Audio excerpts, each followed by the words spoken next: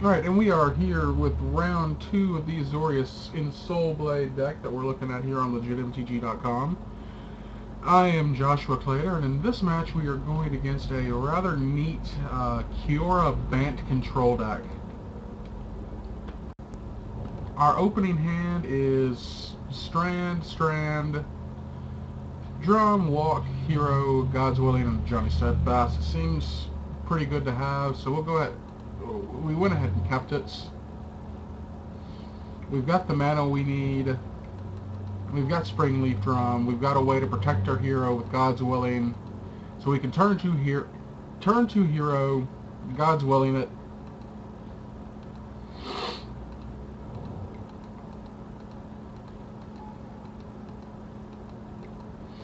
They attempt to last breath it at the end of turn. I go ahead and activate the drum and hero.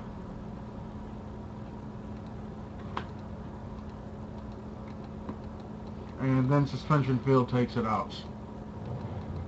When the Suspension Field was played, that's when I figured out I was playing against a control deck. I know, top-notch commentary. I should have kept the Pilgrim on top of the deck. Mainly because the more tutors I get for Ensoul Artifact, the better off I am, I believe, in the game.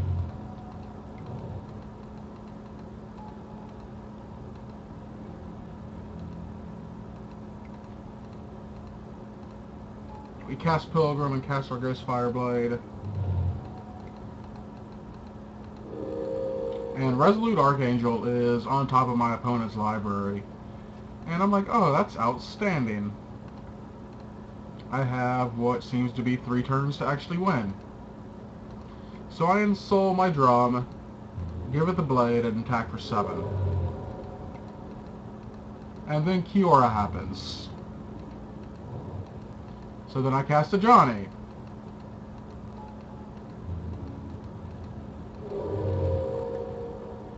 And now the top card of his deck is an End Hostilities. Banishing Light gets rid of my Springleaf Drum. And again, see, this is where I'm missing the second Ensoul artifact. But I draw another Pilgrim. And instead of just casting the Pilgrim, I Stratus Walk and Ghost Fireblade the Heliod so we can kill Kiora. Make it a 4/5 flying first striking lifelinker with a Johnny. And my opponent's still stuck on lands, like, now he finally has his 5th land to actually cast End Hostilities. And then I Heliod for Ensoul Artifacts. They End Hostilities, a Johnny's at 7. At this point, I should probably be considering maybe ultimating a Johnny. Seeing that, well, preventing all but 1 of that damage is pretty good. We'll knock him down to 6, or knock him down to 4 with the Darksteel Citadel. And they've got another End Hostility, which kills the Ensoul artifact, but leaves me my Darksteel Citadel.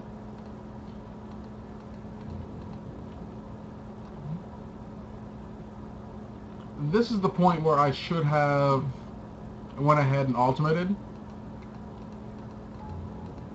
There's the Sylvan, which shows up that they're going to get Resolute Archangel in play next turn. Or 1, 2, 3, 4, 5, 6, 7. Well, not this turn, because I have no pressure. They Banishing Light my Johnny. I can't even Stratus Walk the Sylvan Caryatid. There's Ornithopter. I walk it, draw a card as Ghost Fireblade. Decide to not cast Ghost Fireblade. There's Archangel. They're back up to 20. I'm at 33. And I'm just going to let the rest of this game run out. So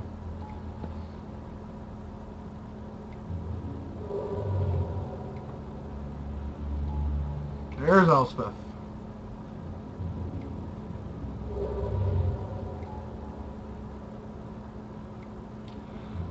Hey, untap the Resolute Archangel. There's a Ghost Fire Blade.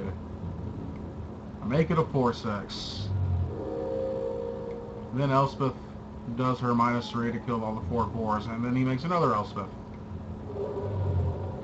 Anyways, I end up dying very shortly after the Elspeth is actually cast. There's Kiora, he's got 12 tokens in play.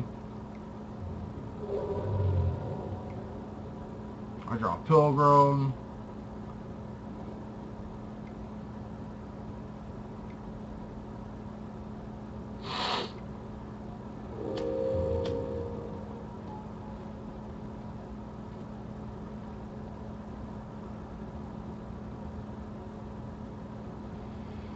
Oh boy. So that didn't look great. We'll go ahead and go on to game 2. Yes, I would like to play first. Our opening hand is a couple of lands, Ensoul, 2 heroes, Ghost Fireblade, and Ornithopter. I keep that hand because it's fairly good. Cast my Ornithopter, cast Ghost Fireblade.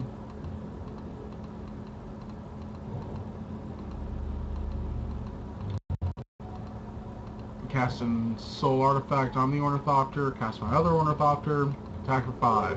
Puts him down to 15. They've went Forest Caryatid. I play Revoker, and I name Sylvan Caryatid.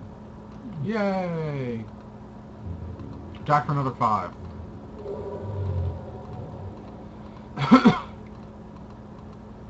Banishing Light on my Ornithopter. I draw another Ensoul Artifact because I'm a sicko. Attack for 7. And that ends the game when they don't draw another way to deal with my Ornithopter.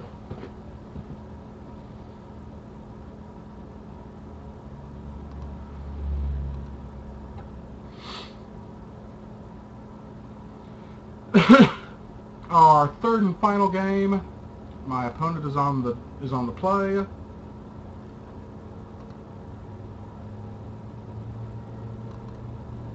My first opener has Temple, Citadel, Confluence, Blade, and 2 Revokers.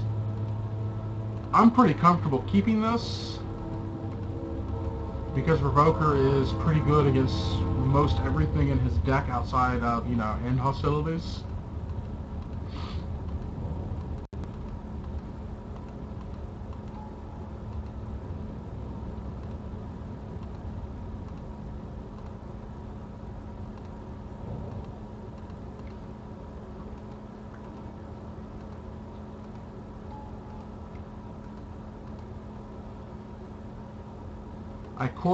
This courser is going to name Kiora.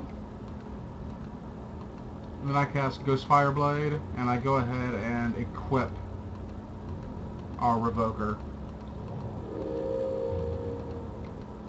I take 2.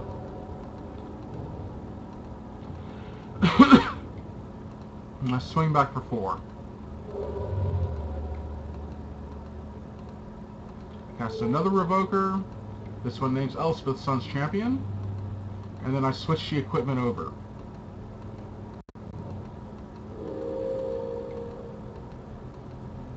Banishing Light goes to get the first Kiora Revoker. I let that happen since I have the third one in hand. I attack for 4. It gets through. I revoke her again, name Kiora, and switch the equipment. But not before I counter a Last Breath. Show Ornithopter. I'm pretty sure I moved that to the bottom, but we'll see in a second. Because the game chat's not showing me what I did.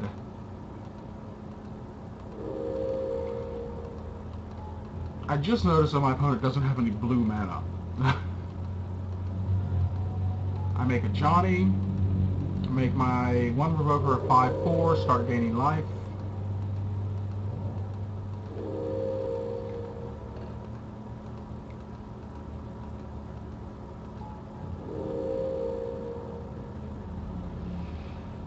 And another Resolute Archangel happens. They're back up to 20, I'm at 21.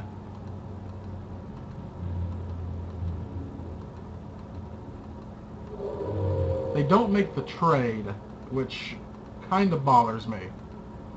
But then I guess I kind of figure that they want to deal with a Johnny.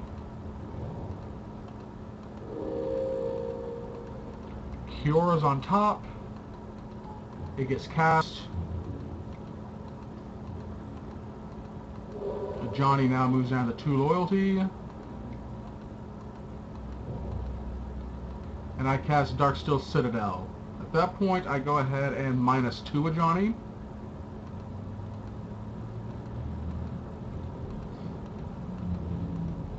And I attack for 12. No, for 11, I'm sorry. I thought... End Hostilities is on top of the deck now.